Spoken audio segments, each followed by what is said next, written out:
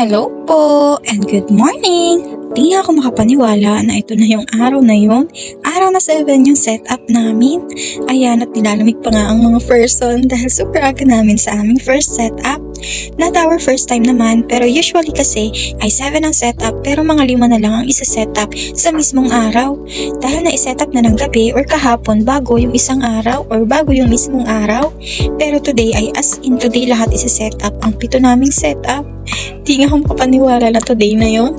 And anyways, here's our early first setup nga located at Villaggio Real Clubhouse in San Fernando. Buti nga at nai-update ni Ma'am George kahapon na pwede daw mag-setup ng as early as 6 AM dito. Kaya maaga kaming umalis ng bahay at inuna na itong i-setup since ito din talaga ang mauuna dahil binyag ito and 10 AM ang start. By 3 nga ang theme groupings namin for today. Then kaming dalawa lang ni Papa, tapos si Ate Marisa and Kuya Dandoy, tapos Papa Nay, then kapatid ko at si Ate Lay, then Kuya RJ. Pero for this first setup, nagsama-sama muna nga kami para mabilis ang setup dahil full setup ito. Inuna na nga din namin agad tapusin ang ceiling kanina, then entrance, tapos huli na lang itong backdrop.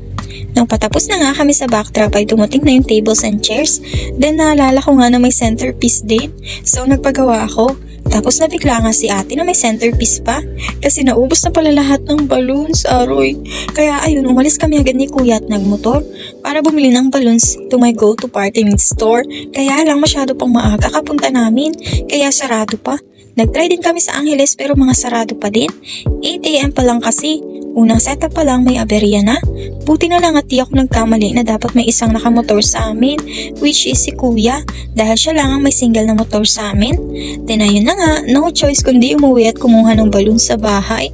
Buti na lang at may extra ako and centerpiece na lang din naman ang kulang. Then maaga nga kaming natapos dito, so for second setup na kami niyan.